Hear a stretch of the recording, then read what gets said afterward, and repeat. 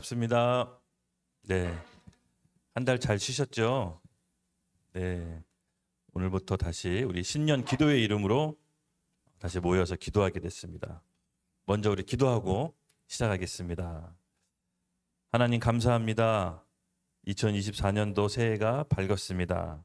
하나님의 새 일을 기대합니다.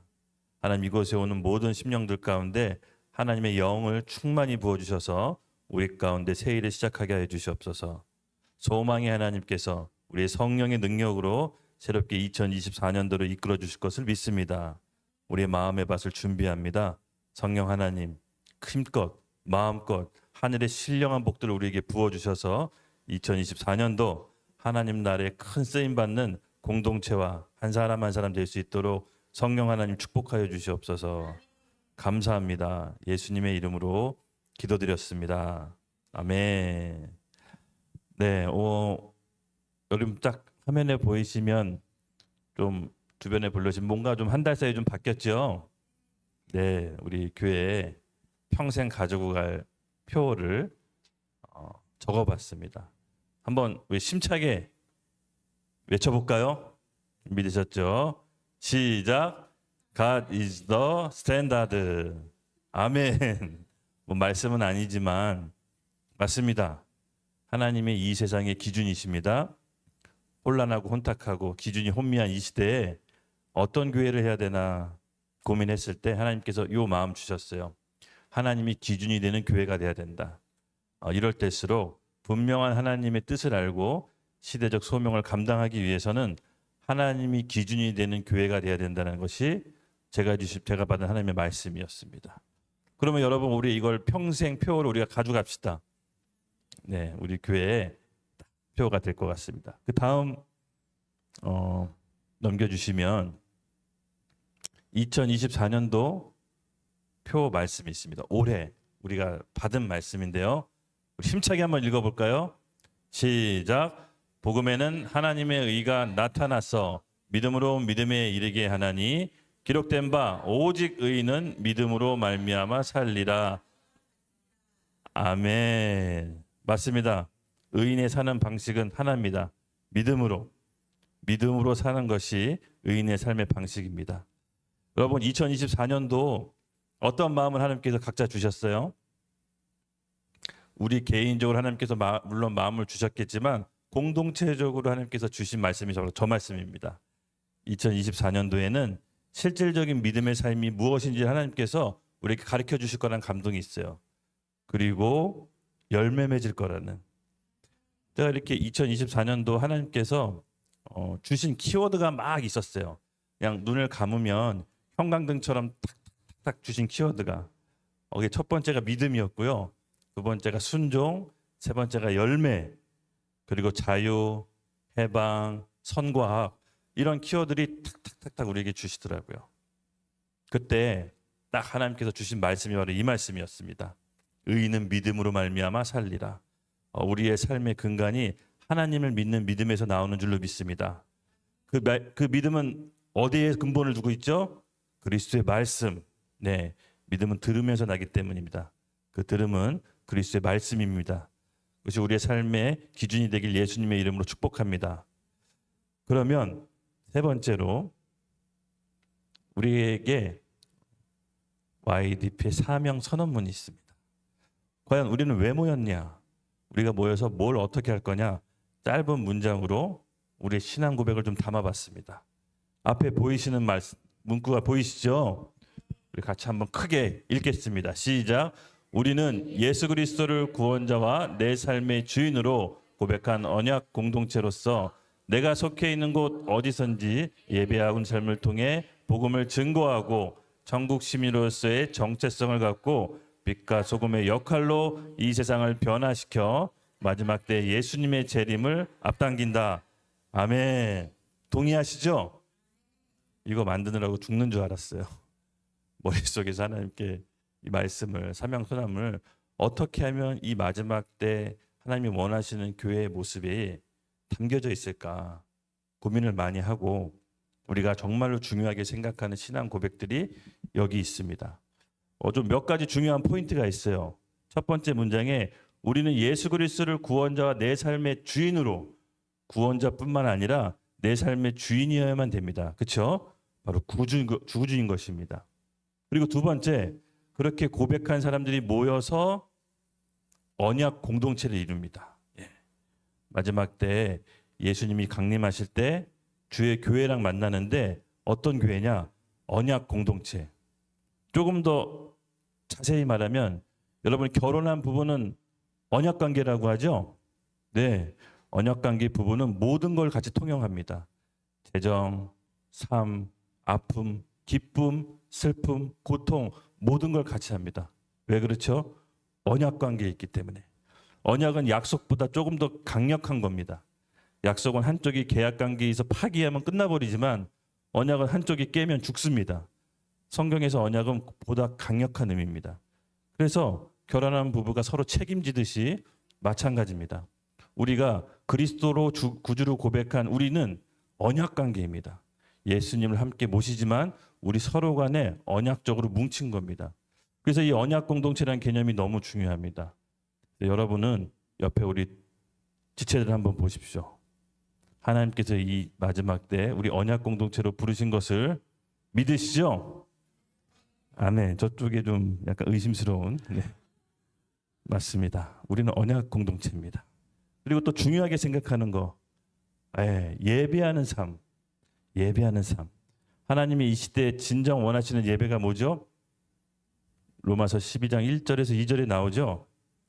이 시대를 본받지 말고 하나님의 뜻과 기뻐하는 뜻이 무엇인지 온전히 분별해서 우리의 삶이 내 현장에서 하나님의 형상으로 나오는 것입니다. 그것이 우리의 예배의 삶입니다. 그렇죠? 그래서 복음을 증거하고 천국 시민으로서의 정체성을 갖는 겁니다. 우리가 이 땅에 살지만 우리의 소속은 어디죠? 시민권은 하늘, 맞습니다. 천국에 있습니다. 비록 잠깐 우리가 이 육신의 몸을 입고 이 땅에 살지만 사실은 우리는 하나님의 천국 백성입니다. 분명한 사명이 있어서 우리 이 땅에 있는 것입니다. 그렇죠? 그러므로 여러분 천국 시민의 정체성을 잃어버리시면 안 됩니다. 이게 너무나 중요해요. 그리고 또 빛과 소금의 역할을 통해서 이 세상을 변화시키는 사명을 하나님께서 우리에게 맡겨주셨습니다. 이 얼마나 다이내믹하고 큰 은혜입니까? 그냥 우리는 그저 그런 인생이 아닙니다. 그냥 스쳐 지나가는 한낱 나그네 같은 사람들이 아닙니다. 돈 때문에 쩔쩔매는 사람이 아닙니다. 누가 뭐라고 했다고 주눅든 사람들이 아닙니다. 우리는 이 세상을 변화시키는 빛과 소금의 역할로서 하나님의 대리 통치자로 이 땅에 온 겁니다. 그렇죠? 비록 우리 육신의 몸을 입고 제약이 많지만 결국은 우리는 하늘나라 갔을 때 하나님의 큰 상급을 받을 왕 같은 제사장인 것입니다. 그리스도와 함께한 공동 상속자인 것입니다. 이것을 늘 생각하십시오. 그리고 마지막 때 예수님의 재림을 앞당기는 교회인 것입니다. 복음은 그냥 그렇게 느슨하게 물 흘러가듯이 될 대로 되라가 아닙니다. 예수님의 생명을 받은 우리는 예수님의 재림을 적극적으로 앞당기는 삶을 살아야 됩니다. 어떻게? 복음을 증거하면서 성령의 권능으로 예수님의 증인으로서의 삶을 살면서 복음을 앞당기는, 예수님의 재림을 앞당기는 삶을 살 수 있도록 여러분 예수님의 이름을 축복합니다. 이 모든 것들이 우리 사명 선언문에 담겨져 있습니다. 그래서 꼭 기억하시고 여러분 누군가가 YDP는 뭐 하는 곳이냐라고 했을 때 이렇게 잘 설명해 주시기를 바랍니다. 네. 말씀 구절 보여주십시오.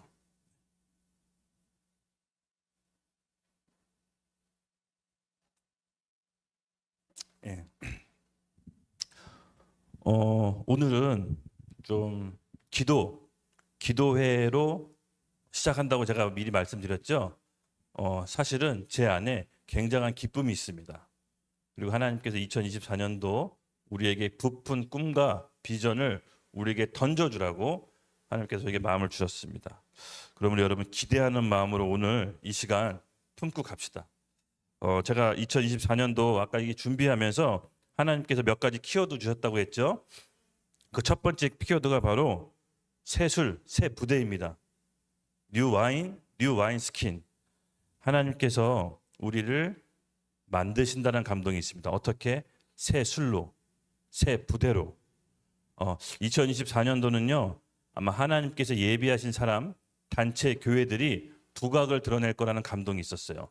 특별히 정치, 사회, 그리고 종교 분야에서 하나님의 예비한 사람들이 일어날 거라는 감동을 강하게 받았어요.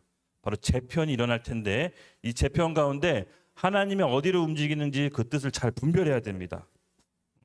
제가 군대에 있을 때, 여러분 군대 갔다 오신 분들 알겠지만 군대에 있을 때 축구를 많이 해요. 왜 그런지 모르겠지만 항상 축구를 많이 해요. 근데 군대에서 축구할 때 무슨 전술이 있는 건 아닙니다.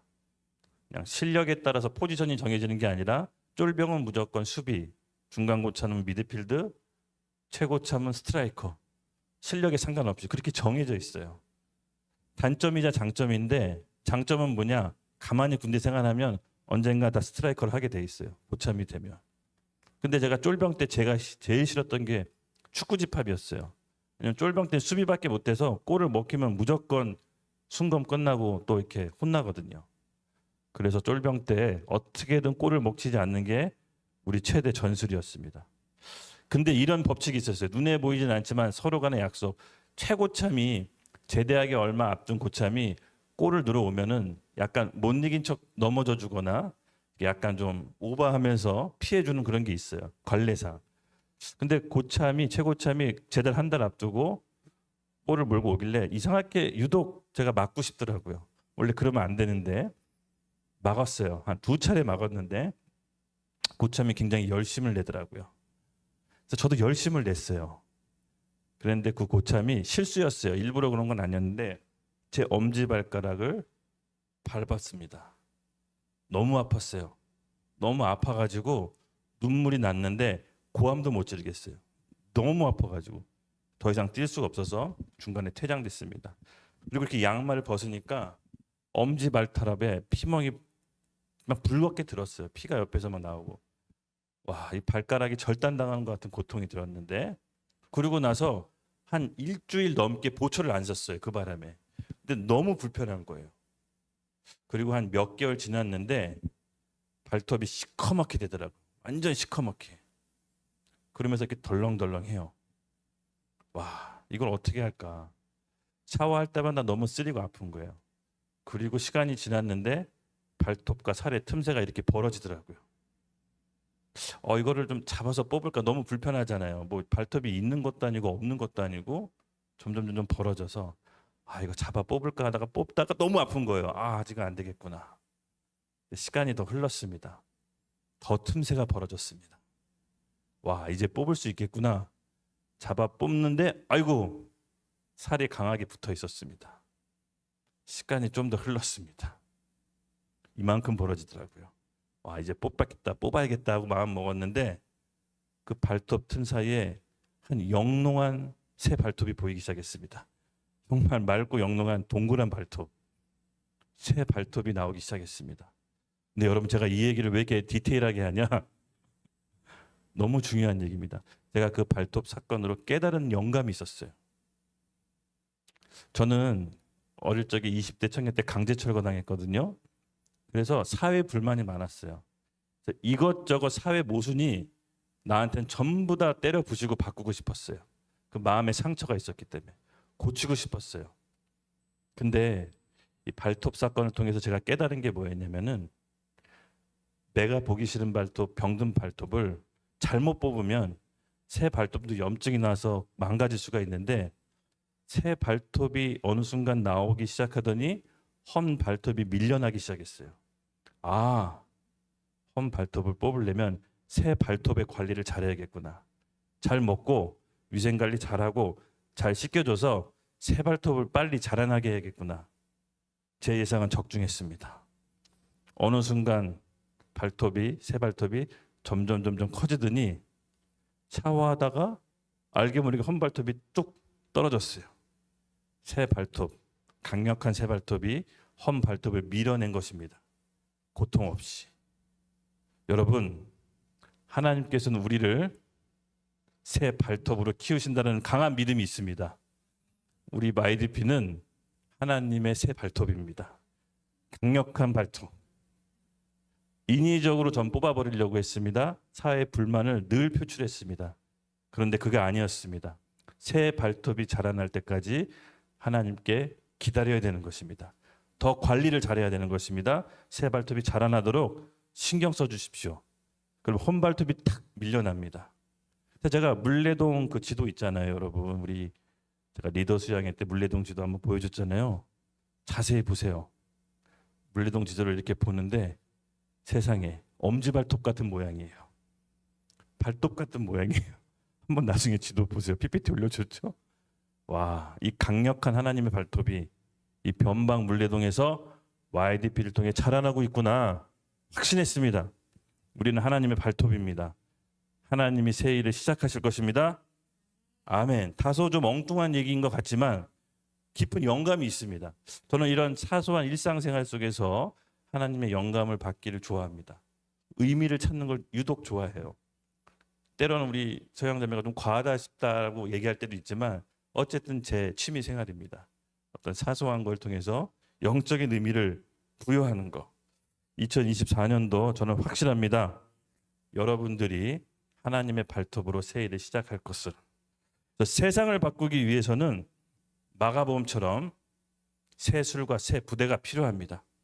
이 새 술은 의미하는 것이 뭡니까?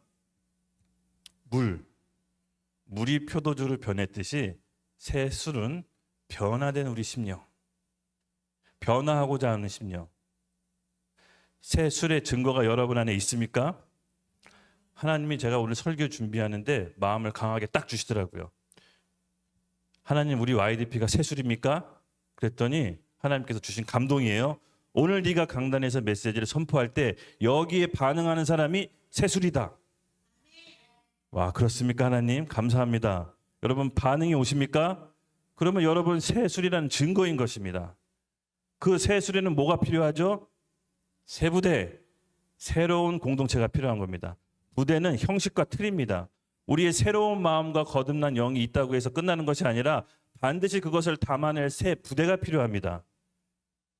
저는 놀랬습니다. 저 혼자 감동받았어요. 새 술과 새 부대가 이곳 병방 영등포 물레동에서 하나님께서 이렇게 키우고 계시구나. 애지중지하면서 키우고 계신다.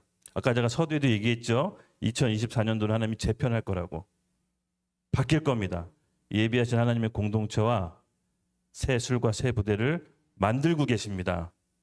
그것은 눈에 보이는 양적인 질을 얘기하는 것이 아닙니다. 변화된 마음과 하나님 앞에 갈급한 심령들이 모여서 그곳에서 새 부대를 만든다면 하나님께서 기름을 부으실 것입니다. 그러므로 우리는 하나님 안에서 여러분 자신감을 갖고 기죽지 말고 새로운 이 변화의 흐름 속에 타십시오. 그래서 우리의 고백문이 있습니다. 우리의 고백문을 제가 하나님 앞에 고백한다는 심정으로 만들었는데 PPT를 한번 읽어 주시겠습니다. 네, 총 6가지의 고백입니다. 제가 하나 하면 여러분께서 내용을 읽어 주십시오. 하나. 아멘. 우리에겐 너무 당연한 거지만 여러분 이 세상은 이렇게 얘기하지 않는 사람들이도 굉장히 많습니다. 세상은 창조한 것이 아니라 우연히 진화했다. 세포가 아메바, 플라나리아가 돼서 물고기 원숭이가 돼서 각 환경과 상황에 맞게 엄청난 역사 끝에 우리 인간이 만들어진 거라고 주장하는 쪽이 이 세상의 3분의 1이 됩니다. 두 번째입니다. 둘. 아멘. 너무 중요합니다. 어떤 이들은 하나님이 창조 때 태초에 만드시고 지금 우리의 삶을 관여하지 않는다고 믿는 사람들이 있습니다. 지구의 불합리함, 한쪽은 굶어 죽고 한쪽은 전쟁 나고 너무나 억울한 사람들이 죽는 걸 보고 하나님은 창조해놓고 내버려뒀어 라고 주장하시는 사람들이 있습니다. 그렇지 않습니다. 하나님의 섭리 가운데 우리가 보기에는 다 이해할 수 없으나 하나님은 그의 뜻과 계획대로 이 세상을 우주를 주관하고 지금도 다스리고 계십니다. 그 하나님이 우리 삶을 개입하고 계십니다. 아멘. 세 번째입니다. 시작. 아멘. 요새같이 포스트 모더니즘 절대 기준이 어딨냐? 왜 너희들 크리스천들은 계속 하나님이 진리라고 주장하느냐? 그 고집 때문에 이 세상이 어지러운 것이다. 그러므로 크리스찬들은 사라져야 된다라고 주장하는 사람들이 있습니다. 과거에도 있고 지금도 있습니다. 우리가 내려놓지 못하는 하나님의 말씀, 절대 기준, 이것이 우리의 신앙 고백이어야 됩니다. 우리 말 여기 표 보듯이 하나님이 우리의 기준 되십니다. 네, 네 번째입니다. 시작. 우린 하나님이 선하시다고 믿는다. 아멘. 하나님에 대해 이 부분에 대해서 동의를 못하면 우리 인생 가운데 많이 하나님을 오해하고 원망하고 불만 불평하는 사람들이 있습니다. 제가 길게 설명드릴 수는 없지만 다음 내용 때문에 여러분, 하나님은 선하시다라는 굳은 인식론이 있어야 됩니다. 이 하나님께서 내 인생 가운데 선하시다는 믿음이 없으면요, 굉장히 신앙생활이 어려워져요.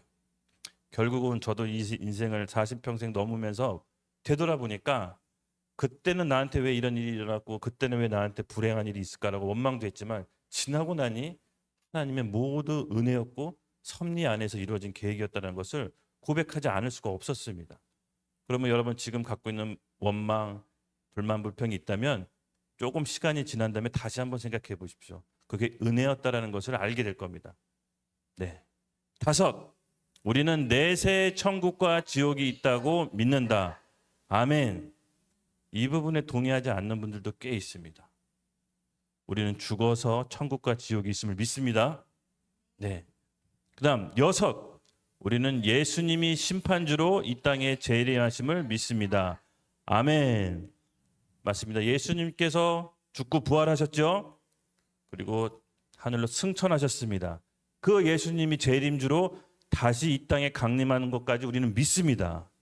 이게 중요합니다. 예수님께서 이 땅에 오셔서 우리와 만나실 것입니다. 우리의 6가지의 고백을 여러분 잊지 말고 잘 간직하십시오.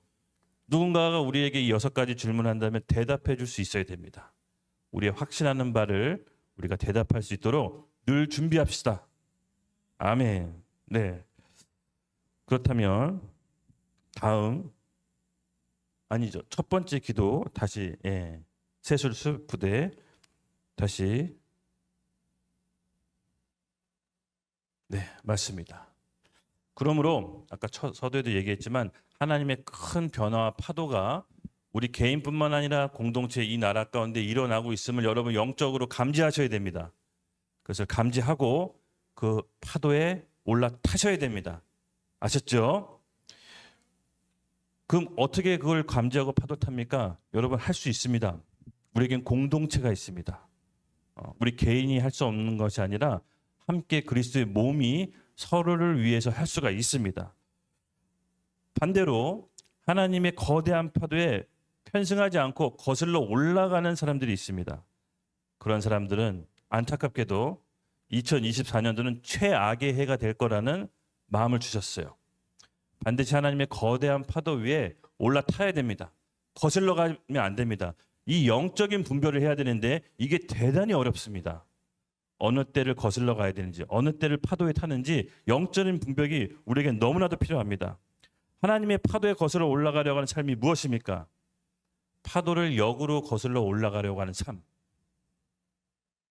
그것은 자기 상처, 자기 묶여있는 여러 가지 옛날의 과오와 실수들, 그리고 하나님 앞에서 해결하지 못한 죄들, 그리고 내가 묶여있는 내 안에 스스로 거짓말들, 이런 것들이 하나님의 파도를 거슬러 올라가게 하는 것입니다. 여러분, 이런 것들을 오늘 2024년도 우리 신년 기도 때 다 풀어버려야 됩니다. 그래야 하나님께서 원하시는 파도를 잘 탈 수가 있는 겁니다. 네. 이 모든 것들이 다 하나님의 거대한 파도를 거슬러 올라가는 요인들인데, 여러분들 이것을 오늘 끊고 주님의 파도에 올라갈 수 있도록 제가 계속 여러분들 한 사람 이름 부르짖으면서 아까 기도했어요. 주님, 이 파도를 우리가 타게 해주세요. 한 명도 나고자 없이 가게 해주세요. 거슬러 올라가게 하지 말아 주옵소서. 용서하지 못한 사람이 있으면 오늘 다 용서합시다. 시험과 미기, 질투 하나님께서 끊어달라고 기도합시다. 이 파도를 거슬러 가지 마십시오. 너무 중요합니다. 앞으로가 중요합니다. 지금까지의 삶은 덮어두고 앞으로 오는 이 파도에 몸을 실읍시다. 그렇다면 하나님의 파도를 잘 타는 사람은 뭡니까? 네, 우리 서핑 타는 사람들 봤잖아요. 서핑을 타면 서핑에 탁 몸을 탁 올려 싣고 파도가 이끌리는 대로 유연하게 갑니다. 오늘 한번 광고 봤더니 그냥 파도가 삼키려고 하는데 그 사이를 여유롭게 이렇게 서핑을 타면서 몸을 싣고 이렇게 갑니다. 굉장히 좋아하네요. 바로 이겁니다. 여러분, 서핑이 무엇입니까? 그리스도. 그리스도의 몸을 올리는 겁니다. 그럴 때 하나님의 거대한 파도에 그리스도의 몸을 심고 우리가 갈 수가 있습니다. 그럼 서핑에 우리가 몸을 실으려면 어떻게 해야 됩니까? 그리스도 앞에서 자기를 부인하고 자기 십자가를 지는 사람이 서핑 위에 몸을 올릴 수가 있는 겁니다. 그럴 때 하나님의 거대한 파도에 이끌려서 초당 몇백 미터를 훅훅훅 갈 수가 있는 겁니다. 우린 그러한 삶을 살아야 됩니다. 파도를 거스리는 삶은 이제 끝내야 됩니다. 명확하게 제가 말씀드렸습니다. 이 서핑을 올라타서 하나님이 예비하신 초자연적인 삶을 2024년도 살기를 예수님의 이름으로 축복합니다. 이게 얼마나 축복되고 얼마나 다이나믹하고 재밌는지 몰라요. 지난 시간 우리 2023년도 우리는 부분적으로 맛을 봤습니다. 전 100% 만족하지는 않지만 부분적으로 맛을 봤다고 봐요. 예배를 통해서 하나님께 매일 드리는 예배와 경건함을 통해서 우린 부분적으로 이 서핑을 탔습니다. 살짝 탔는데도 놀라웠어요. 정말 이 작은 공동체가 했다라고 믿기 어려울 정도의 일들을 마음껏 자유자재로 재밌게 해냈습니다. 그렇죠? 우리는 이런 삶을 좀 더 강화해서 올해 2024년도 완전한 서핑으로 몸을 맡겨야 됩니다. 여러분, 포기하지 마시고 할 수 있습니다. 같이 끌어주면 됩니다. 네, 여러분, 오늘 우리 가운데 예라고 하셨습니다. 지금 서핑을 예라고 탄다고 했습니다. 선포합니다. 예라고 한 모든 사람들, 하늘의 신령한 축복과 선물이 임할지어다. 초자연적인 삶으로 하나님께 이끄실 것을 믿음으로 선포합니다. 네, 우리가 이런 영적인 분별력을 잘 갖춰야 됩니다. 영적인 분별력, 제가 얘기했지만 그렇게 막 신령한 게 아닙니다. 막 초자연적으로 갑자기 하늘에서 뚝 떨어지는 게 아닙니다. 평소에 우리 예배의 삶이 그 영적인 분별력을 길러내는 힘입니다. 다음 말씀 한 구절 한번 보여주시겠어요?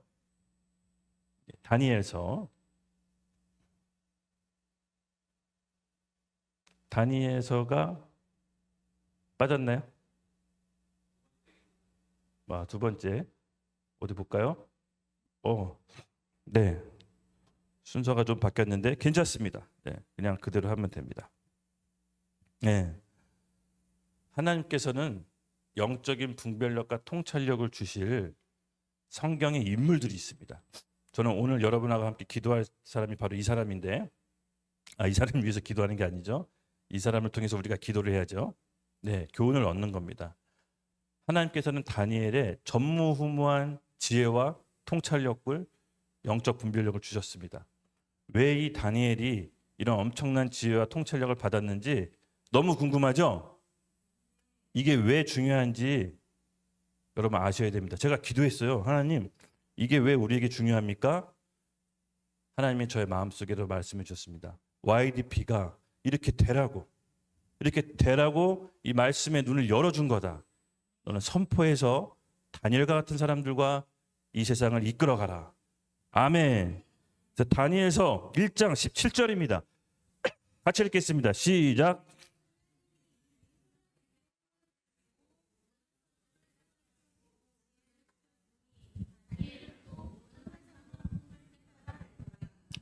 아멘. 여러분, 다니엘은 어떤 사람이었습니까? 포로 생활에 하나님께 마음을 고정해서 하나님을 끝까지 섬기기로 했던 사람입니다. 여기 보니까 하나님이 이 네 소녀 다니엘과 친구들이죠, 학문을 주시고 모든 서적을 깨닫게 하시고 지혜를 주셨는데, 특별히 다니엘에게는 옵션으로 두 가지를 더 주십니다. 뭐죠? 모든 환상과 꿈을 깨달아 앓더라. 여러분, 이게 왜 중요하냐면요, 요새 과학의 시대도 대기업 재벌과 정치인들이 꿈 해몽하려고 무당 찾아가요. 이게 현실이에요.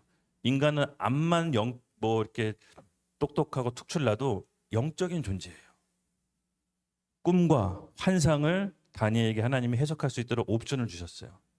맨날 요새 경배기가 저한테 자기 꿈 얘기 나한테 해요. 좀 맞들렸나 봐요. 제가 해석해 주니까 맞들렸나 봐요. 해석해 줬는데 경배기가 꿈이 예사롭지가 않아요. 진짜 신기해요. 제가 이제 마음대로 해석해 주거든요.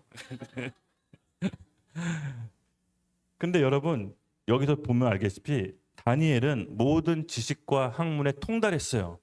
그런데 환상과 꿈을 해석할 수 있는 하나님이 옵션까지 주셨어요. 너무 부럽지 않아요? 너 너무 부럽더라고요. 지금 저도 다니엘과 같이 되게 해주세요. 그럼 다니엘과 같이 되려면 이렇게 해야 된다라고 다음 말씀 구절을 주셨습니다. 보여주시죠. 1장 8절 다니엘과 같이 되려면 우리가 두 가지를 겸비해야 됩니다. 첫 번째 시작. 다니엘은 뜻을 정하여 왕의 음식과 그가 마시는 포도주로 자기를 더럽히지 아니하리라고 하고 자기를 더럽히지 아니하도록 환관장에게 구하니. 아멘. 다니엘은 뜻을 정하여 왕의 음식과 그가 마시는 포도주 자기를 더럽히지 아니하였더라라고 합니다. 왕이 마시는 음식과 포도주가 더러운 음식이다 이게 아니라 다니엘도 거부할 수 없는 참을 수 없는 자기 좋아하는 게 있다라는 거예요. 그걸 절제했다라는 거예요. 자기 관리, 셀프 컨트롤이 됐던 사람입니다. 즉 하나님의 지혜와 통찰력을 얻기 위해선 자기 관리가 돼야 돼요. 즉 경건한 삶이 필수입니다. 때로는 그게 율법적으로 보여도 일정 부분 우리에겐 필요해요. 요새같이 자유분방하고 무분별한 무절제인 세상에는 여러분 조금 율법적으로 보여도 괜찮아요. 자기 절제하는 삶이 필요합니다. 저는 포도주 마신 적도 없는데요. 저는 음식 남용한 적도 없는데 그게 아니라 자기만이 좋아하는 것들이 있잖아요. 그렇죠?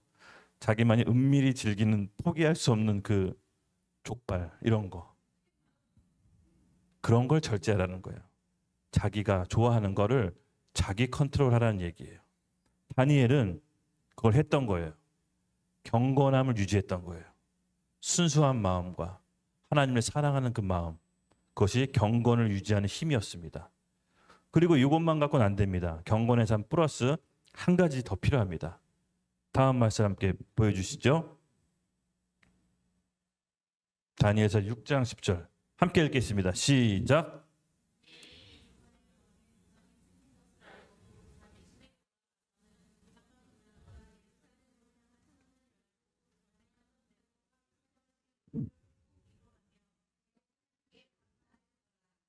아멘.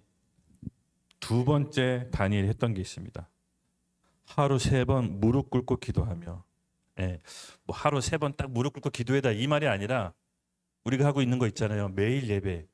매일 하나님께 예배 드리는 삶이 그의 삶의 일부분이었습니다. 그래서 여기 보니까는 다니엘이 그 조서에 왕의 도장이 찍힌 것을 알고도 자기 집에 돌아가서 윗방에 올라가 예루살렘을 향한 창문을 열고 기도했다고 합니다. 그때 당시 우리 알다시피 다니엘을 아주 싫어하는 총리들이 있었어요. 또 총리들이 있었어요. 근데 그들이 음모를 꾸몄습니다. 다니엘을 실족시키기 위해서 왕 외에 다른 신을 섬기지 못하도록 문서를 만들어서 왕의 도장을 받아냈어요. 다니엘이 매번 하나님께 기도하는 걸 알았기 때문에 그걸 빌미 삼아 다니엘을 실족시키려고. 그런데 여기 뭐라고 나옵니까? 다니엘을 알면서 위법하면서 하나님에 대한 마음을 굽히지 않고 매일 3번씩 무릎 꿇고 기도했다고 합니다. 여러분 이겁니다. 다니엘의 또 한 가지 하나님께 복을 받았던 이유, 영적인 삶을 절대 포기하지 않았습니다. 외부 환경, 압박, 어떠한 상처에도 불구하고 굴복하지 않고 그는 하나님께 예배드리는 삶을 멈추지 않았던 것입니다. 이것이 바로 다니엘이 그토록 뛰어났던 이유였습니다. 하나님이 지혜를 마음껏 부어주셨던 이유였습니다. 우리는 어떤 지혜가 뛰어나기 위해서 이 세상 학식을 더 풍성하게 쌓아야 된다고 생각합니다. 스펙을 쌓아야 된다고 생각합니다. 그러나 여러분 그거 아십시오. 하늘의 지혜는 이 세상 학문에서 오는 게 아닙니다. 제가 아까 음성 메시지로 여러분께 알렸죠. 저한테 감동이 있었어요. 하늘의 지혜는 전혀 예상치 못한 새 길은 하늘에서 오는 겁니다. 어떤 삶에게? 경건함과 매일 하나님을 예배드리는 그 삶 두 가지가 장착되면 말씀을 깨달을 수 있는 능력을 주세요. 한 번 책을 읽더라도 기억에 오래 남아요. 희한해요. 제가 그때 한번 얘기했죠. IQ가 96인데 지금 올랐을 것 같아요. 다시 시간 되면 한번 재볼게요. 여러분들 알려줄게요. 맞습니다. 하나님께 예배하고 경건한 삶은 지혜를 주십니다. 그리고 옵션으로 환상과 꿈 해몽할 수 있는 이 세상 지식으로는 절대로 분별할 수 없는 하늘의 지혜를 준다라는 게 환상과 꿈 해몽입니다. 여러분 오늘 이 다니엘의 지혜를 받으시길 예수님의 이름으로 축복합니다. 받으려고 모인 겁니다. 받고 구해야 됩니다. 이거 주시려고 이 메시지 하게 한다고 하나님이 나한테 말씀해 주셨습니다. 그러므로 아멘 하시는 분들 마음껏 받아서 신령한 하늘의 축복을 받으시길 예수님의 이름으로 축복합니다. 세상이 전혀 생각할 수 없는, 세상 지식으로는 전혀 알 수 없는 번뜩이는 지혜가 임할 것입니다. 그럼 우리 같이 기도합시다. 예. 이 부분을 놓고 같이 기도합시다. 찾고 구하고 두드립시다. 먼저는 제가 얘기했죠. 여러분 새 술이라고 여러분 입으로 얘기했습니다. 새 마음과 새 심령, 새 부대로 하나님의 파도에 올라탑시다. 그 파도에 올라탔을 때 넘어지지 않게 하기 위해선 경건한 삶과 매일 하나님께 드리는 예배가 준비되어 있어야 됩니다. 그러면 그 사람에게 하나님이 세상이 감당할 수 없는 지혜와 통찰력을 주실 것입니다. 여러분 하나님을 향한 순수한 마음, 열정적이며 뜨거운 마음으로 계속해서 나아갑시다. 잠깐 일어날게요. 이렇게 뜨겁고 흥분되는 밤에 가만히 앉아서 얌전 떨면서 예배할 수 없습니다. 두 손 높이 들고 주여 외치고 오늘 하나님께서 다니엘과 같은 하나님의 지혜가 모두 다 떨어지기를 예수님의 이름으로 축복합니다. 우리 주여 외치고 기도하겠습니다. 주여!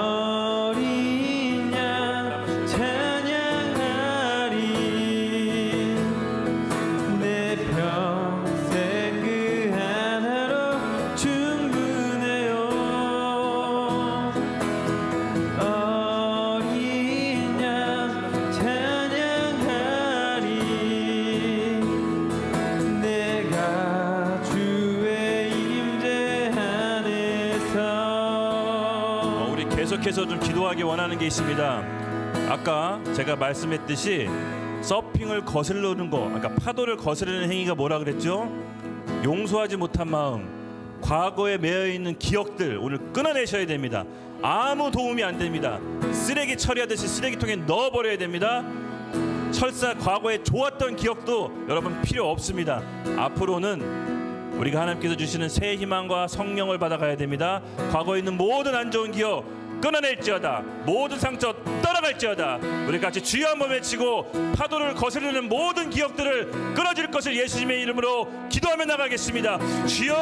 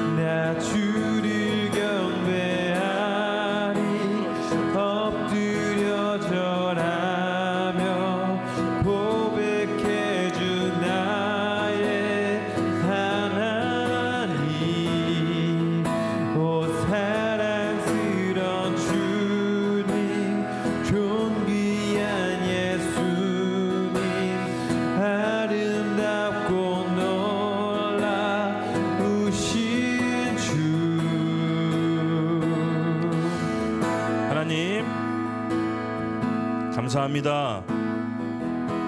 오늘 이 순간 이후부터 과거의 기억에 젖어 있지 않겠습니다. 좋았던 기억, 슬펐던 기억, 안 좋았던 모든 기억 끊어내고 하나님이 주시는 큰 파도에 몸을 실어 올리겠습니다. 다시는 파도에 거슬리지 않겠습니다. 주여, 우리 그렇게 간절히 원하는 우리 심령들에게 다니엘과 같은 지혜를 허락하여 주시옵소서. 하늘의 신령한 지혜를 받을 수 있도록 마음과 생각을 열어주시옵소서. 오늘 하나님께서 온전하게 할 것을 믿어 의심치 않습니다. 감사합니다. 예수님의 이름으로 기도드렸습니다.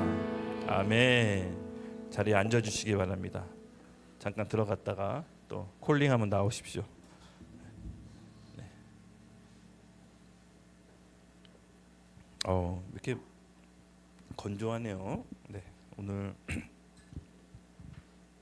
두 번째 기도입니다. 두 번째 기도의 제목은 같이 함께 읽을까요? 시작. 소망이 넘치는 YDP. 우리는 소망으로 가득 차야 됩니다. 슬픈 표정 짓지 마세요. 낙담하는 말 절대 하지 마십시오. 소망과 기쁨과 성령의 충만함의 말로 서로를 축복해주고 격려해 줍시다. 서로를 축복해 줄 시간도 너무 짧습니다. 물론 때로는 위에 권위자가 또 마음이 아픈 말도 할 수도 있지만 약으로 받아들이시고 소망의 말로 자기가 바꿔내십시오. 하나님께서는 우리에게 소망의 말을 주실 것입니다. 오늘 로마서 15장 13절 같이 읽겠습니다. 시작. 소망이 하나님이 모든 기쁨과 평강을 믿음 안에서 너에게 충만하게 하사 성령의 능력으로 소망이 넘치게 하시기를 원하노라. 아멘. 아멘. 조금 용어 정리를 좀 할게요. 이 소원과 소망이 성경적인 의미로 좀 다릅니다. 용어 정리를 좀 하고 갈게요. 소원은 무엇입니까? 소원은 자신의 필요가 그 근거입니다. 근데 소망은 하나님의 마음이 그 근거입니다. 그리고 소원은 현재의 필요를 말하고 있습니다. 대부분 소원 이렇게 얘기하면 현재 필요를 얘기해요. 근데 소망의 근거는 하나님의 약속의 말씀으로부터 출발합니다.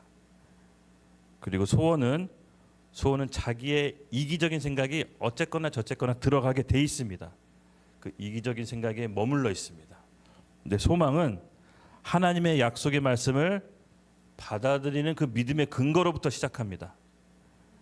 그리고 소원은 땅의 것들을 추구합니다.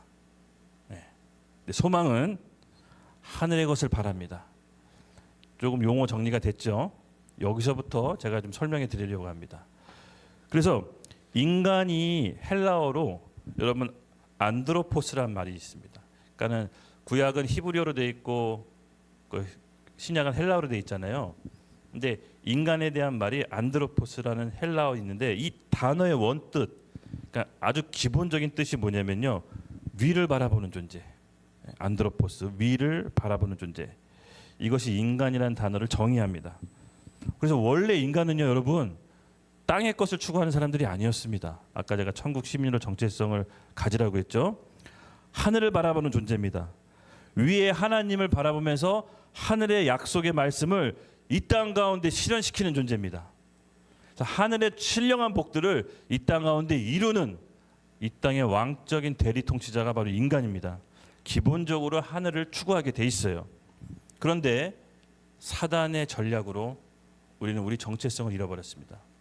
사단이 어떤 전략을 취했냐? 창세 때부터 아담과 했던 그 방법 똑같이 우리에게 해요. 좀 방법만 틀어서. 어떤 전략이죠? 끝까지 땅의 것을 추구하게끔, 땅의 걸 집착하게끔, 두렵게 땅을 추구해서 벗어나지 못하게, 하늘을 바라보지 못하게 하는 그 전략이 지금까지 계속 잘 먹혀왔습니다. 그래서 땅의 걸 추구해도 괜찮다라고 느낄 정도로 인간에게 저주를 퍼부은 것입니다. 하늘의 것이 여러분 인간을 살아가게 움직이는 힘이었지만 땅의 것을 추구함으로 아담과 하와가 선악을 먹음으로써 땅의 것을 추구하고 내가 당장 필요한 것에 목말라 하면서 하나님의 모든 공급이 끊어진 채 거지 같은 존재로 전락했습니다. 원래는 그런 존재가 아니었습니다. 영원히 하나님과 함께 사는 존재, 먹고 살라고 일하는 존재가 아니라 하나님과 함께 에덴 동산을 경작하는 그런 왕 같은 존재였습니다. 범죄로 말미암아 모든 공급의 원천인 하나님과 끊어지고 구걸하는 존재가 됐고 영적으로는 파탄했습니다. 하나님을 아버지로 섬겨야 될 그 존재가 마귀를 아버지라고 따르며 영적에 큰 타격이 온 겁니다. 그래도 괜찮다고 믿는 게 인간이 하나님을 떠난 존재입니다. 여러분, 이것이 사단의 전략이었습니다. 하늘 것을 추구하지 않았고 땅의 것을 추구해도 괜찮다라고 여기게끔 하는 게 사단의 전략이었습니다. 우리는 이것으로부터 벗어나야 됩니다. 어떻게? 하나님이 주시는 약속의 소망을 받아내셔야 됩니다. 다시 하늘의 위를 바라봐야 됩니다. 하늘 것을 바라보는 것은 우리의 하나님께서 부어주시는 약속의 성령을 받을 때 비로소 하늘의 눈이 돌아갑니다. 심리학 용어로 에서 신드롬이 있습니다. 여러분 들어보셨나요? 에서 신드롬. 예. 우리 이삭의 쌍둥이 두 아들이 있었죠. 에서와 야곱. 이 둘이 참 운명이 기고합니다. 잘 아시다시피 에서는 남자답죠. 상남자. 그래서 사냥을 좋아하잖아요.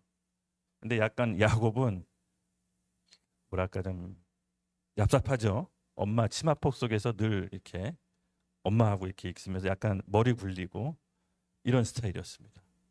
근데 어느 날 에서가 사냥하고 들어와서 너무 허기졌어요. 근데 그때 마침 그 타이밍에 옆에서 이렇게 팥죽을 쓰고 있었어요. 얄밉게. 뭔가 계획적인 그런 느낌이 드는데 그때 이제 팥죽을 쓰는 야곱을 보고 에서가 뭐라고 하죠? 나에게도 좀 팥죽을 달라고 합니다. 그랬더니 야곱이 요구하는 게 굉장히 독특합니다. 요구하는 게 굉장히 영적이에요. 뭘 요구하죠?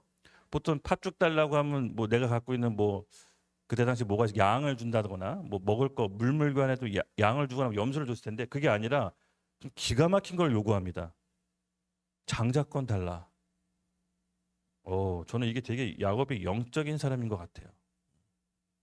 그랬더니 에서는 어떻게 합니까? 당장 현실에도 쓸모없는 장자권 그래 너 가져라. 나는 팥죽 먹고 살겠다. 이렇게 반응하죠. 그리고 장자권을 넘기고 팥죽을 맛있게 먹습니다.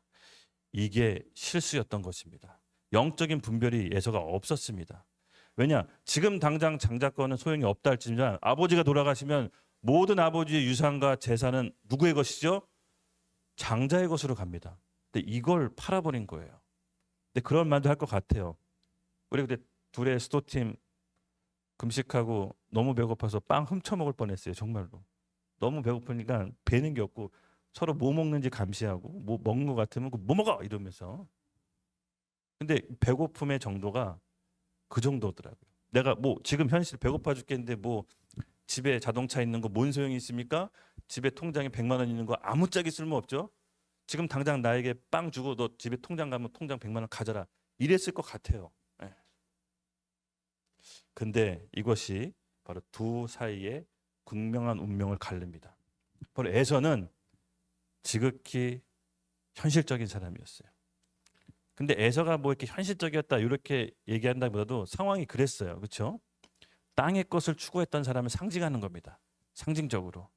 하늘의 신령한 것보다 땅의 걸 추구했습니다. 땅에 무엇인가를 얻기를 원했습니다. 그리고 야곱은 하늘의 것을 원했습니다. 장자권. 난 그게 있으면 된다. 장자권 있으면 나중에 모든 거 가질 수 있다. 굉장히 남는 장사였죠. 바로 하늘의 것을 추구하는 게 바로 야곱을 상징하는 것이었습니다.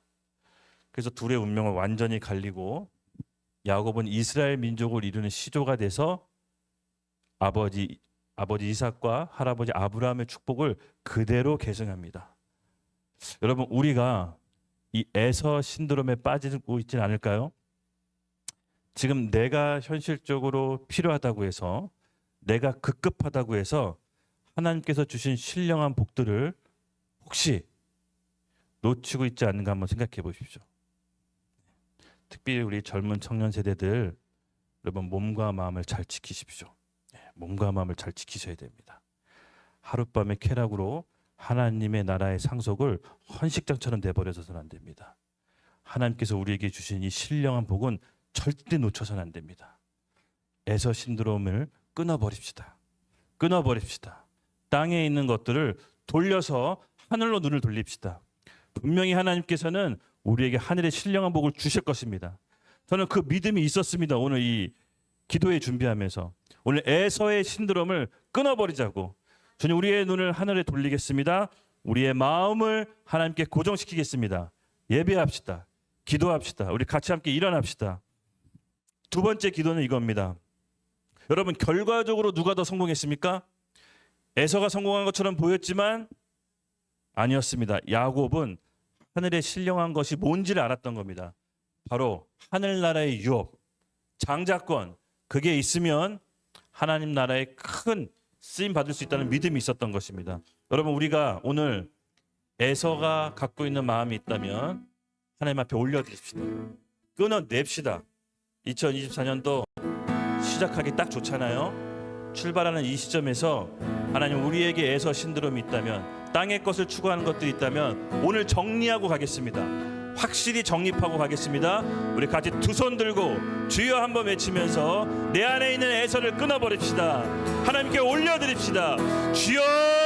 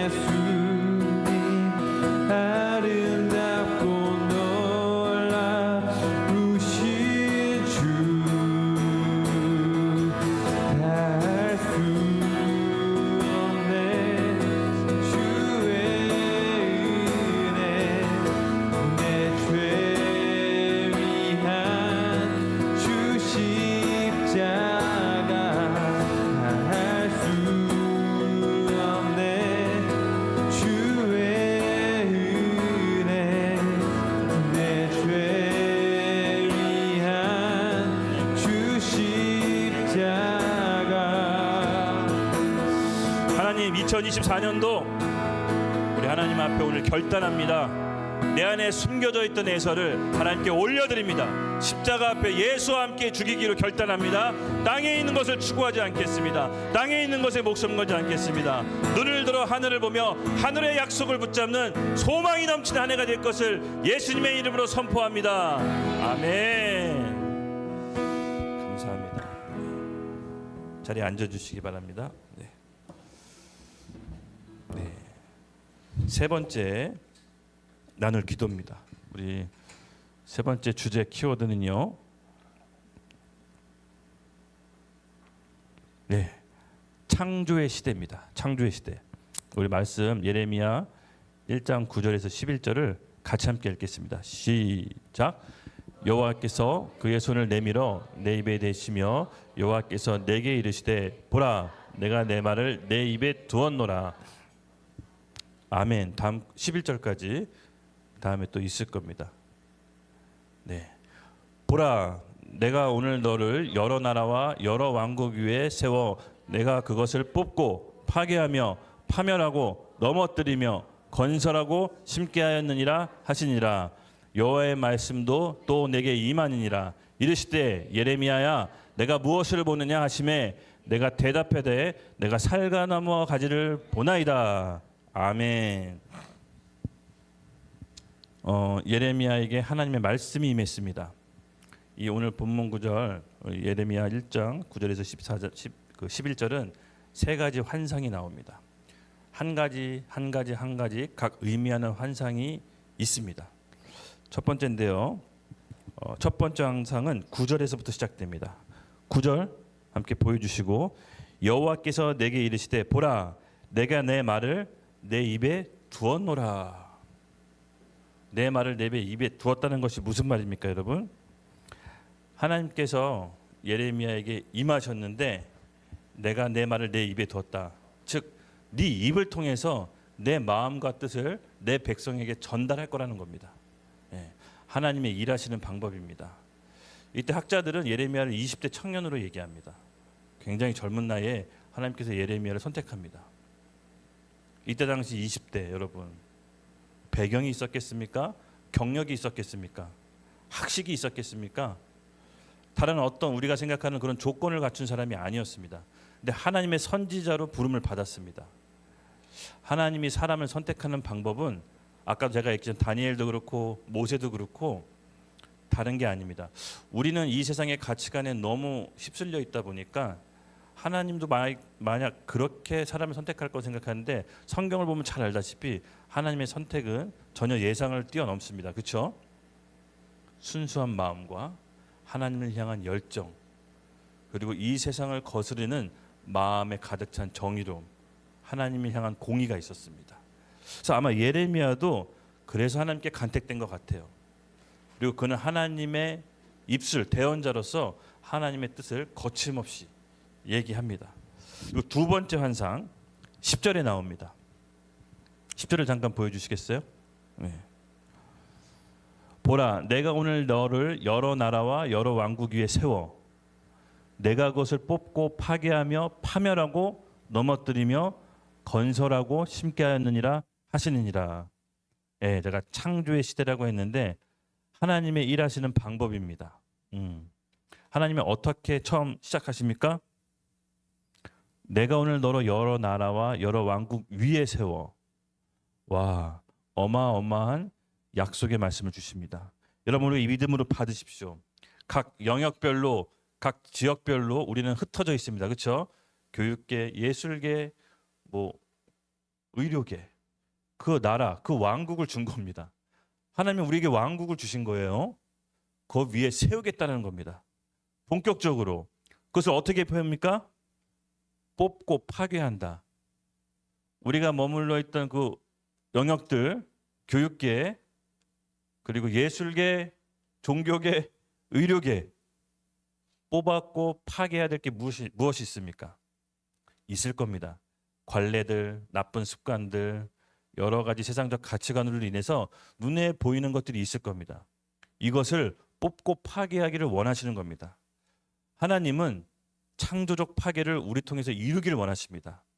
그저 세상에 순응하면서 사는 게 아니라 하나님의 사람들이 그 분야에 가서 창조적 파괴를 이루기를 원하십니다.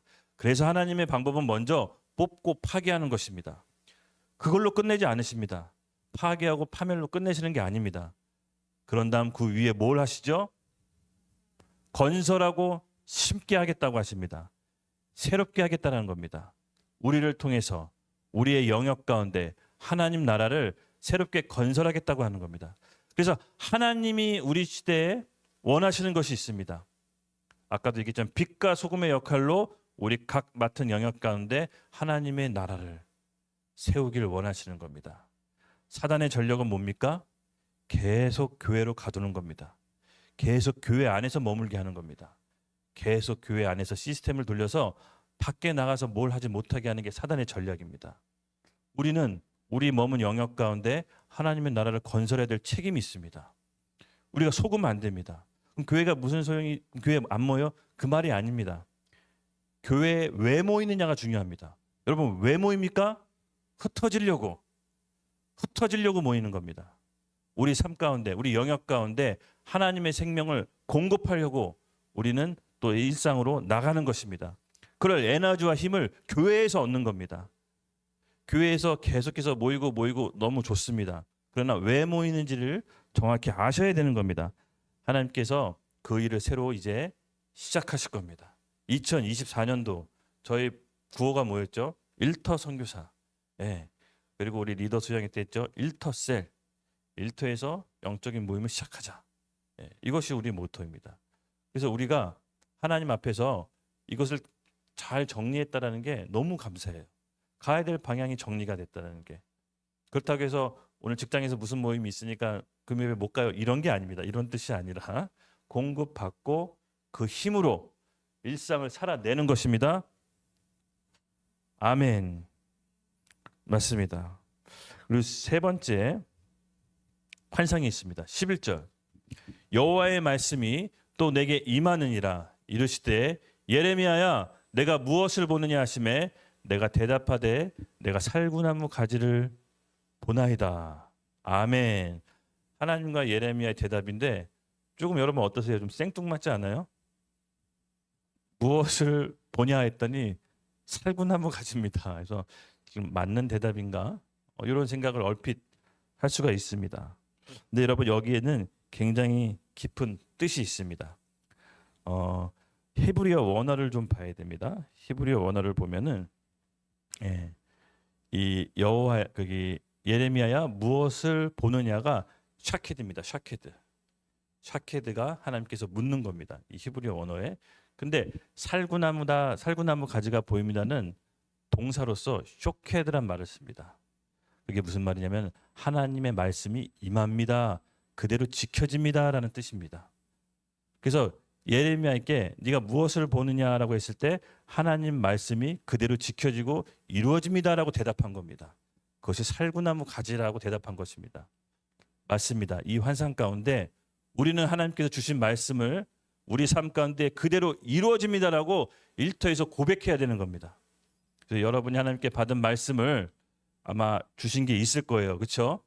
각 영역별로 하나님 제가 무엇을 하기 원합니까? 라고 물었을 때 너는 내 말을 지키라라고 고백하고 받아들여야 됩니다.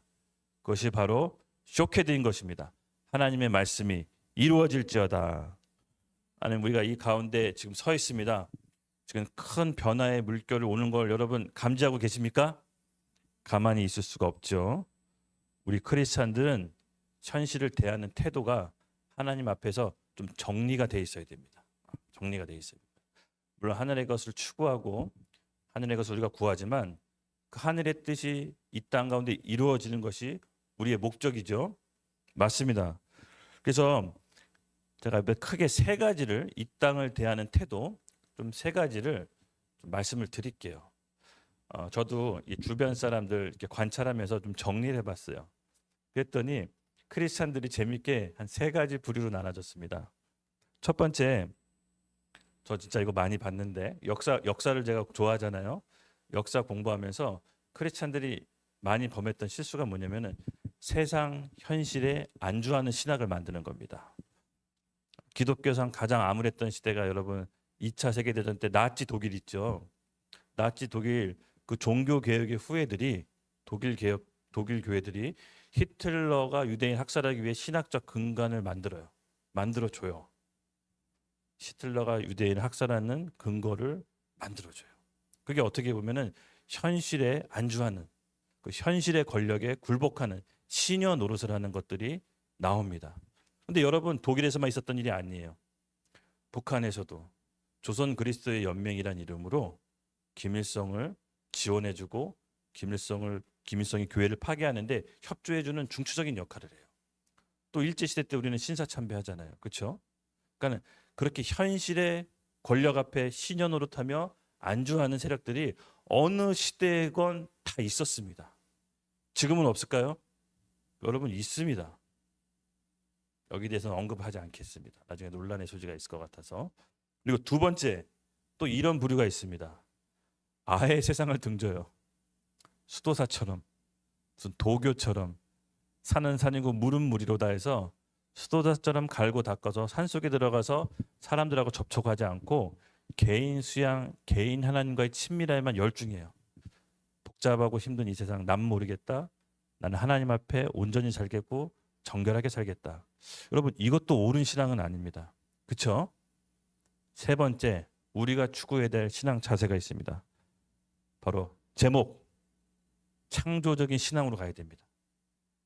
우리 각 영역에 하나님이 주신 말씀에 따라 파괴하고 새로 세우는 창조적 신앙이 우리가 추구해야 될 신앙입니다. 하나님은 우리가 이 세상을 변화시키기 위해서 이 땅에 교회를 세우셨죠. 교회는 천국의 모형입니다. 하늘에 있는 천국을 이 땅 가운데 실현시킨 게 교회입니다. 그 교회를 통해서 하나님 나라를 확정하기를 원하십니다. 산속에 들어가 모든 게 골치 아파 산속에 들어가서 하는 신앙생활도 아니고 현실의 불의에 협조해서 살아가는 신앙생활이 아닙니다.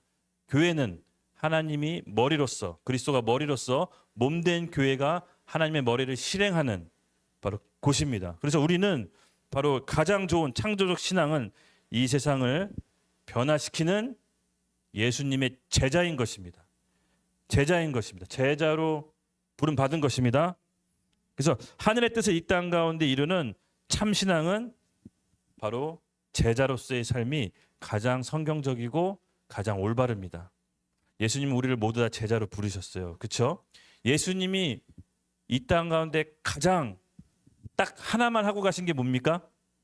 극단적으로 예수님이 딱 이 땅 가운데 하나만 하고 가신 거. 제자 삼는 거. 제자 삼는 거. 제자를 12제자를 남겨놓고 이 세상 지상 명령을 내린 다음에 예수님은 승천하셨죠. 그리고 모든 일을 제자가 했습니다. 성령의 권능을 받고 유럽의 복음화, 전 세계의 복음화를 제자들이 이루어지고 그 제자의 바톤은 오늘날 누구에게 왔습니까? 우리에게 왔습니다. 조금 더 자세히 얘기하면 YDP 교회에 온 것입니다. 그래서 이 바톤을 받고 예수님의 증인으로 살아야 되는 것이 오늘 우리의 참된 신앙인 것입니다. 이것을 놓치면 안 됩니다. 그렇죠? 우리 같이 좀 세 번째 기도하겠습니다. 바로 우리 제자의 삶을 살 수 있도록 주여 이 시간 성령의 권능을 부어주시옵소서. 마지막 때 하나님께서 허락하신 성령의 기름을 우리 가운데 쏟아 부어주시옵소서. 우리 같이 일어나서 좀 기도하면서 하나님께 이 성령을 받기를 간절히 원합시다. 하나님이 말씀하시기를 말세에 내가 내 영을 모든 육체에 부어주리니 너희의 자녀들은 예언할 것이요 너희의 젊은이들은 환상을 보고 너희의 늙은이들은 꿈을 꾸리라. 그때 내가 내 영을 내 남종과 내 여종에게 부어주리니 그들이 예언할 것이요. 아멘. 하나님 아버지 오늘 밤 구합니다. 주님 우리에게 하나님이 약속하신 말세의 성령을 부어주셔서 하나님이 이 세상을 감당하지 못할 제자들로 세워주시옵소서. 우리에게 비전을 주시옵소서. 우리에게 소망을 주시옵소서. 우리 같이 주여 외치면서 함께 기도하겠습니다. 주여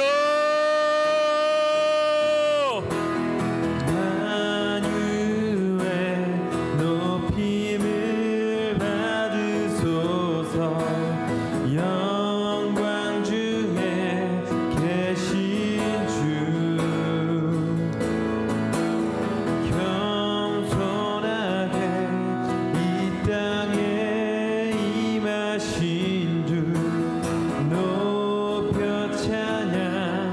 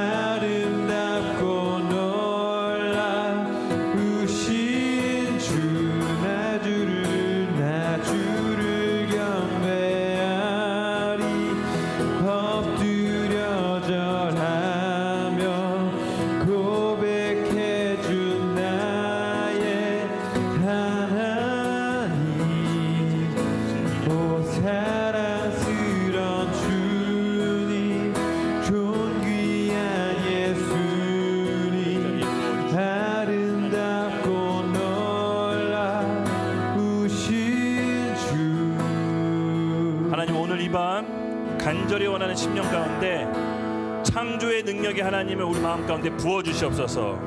우리가 있는 곳, 가족, 직장, 교회 변화시키는 하나님의 창조의 능력이 부어질지어다. 이 시간 이후부터 하나님께서 그 창조의 능력을 오늘 가운데 부어주실 것을 예수님의 이름으로 축복합니다. 초대교회에 부어졌던 성령의 기름 부음이 오늘 우리에게 부어주시옵소서. 마음껏 부어주시옵소서. 우리 주여 한번 외치면서 성령의 기름 부음을 다시 한번 간구합시다. 성령의 권능이 우리 가운데 임하게 하여 주시옵소서. 주여.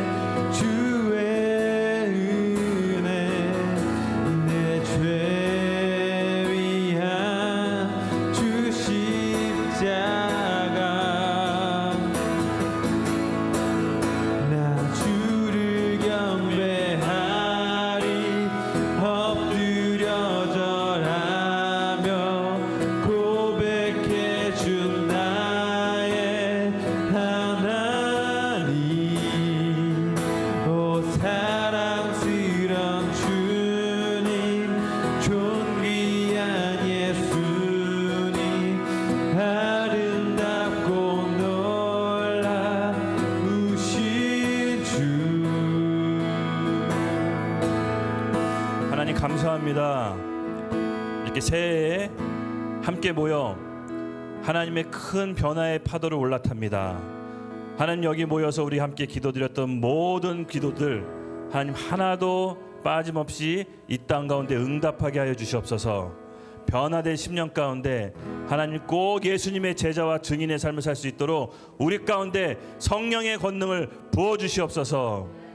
예수님의 이름으로 감사하며 기도드렸습니다. 아멘.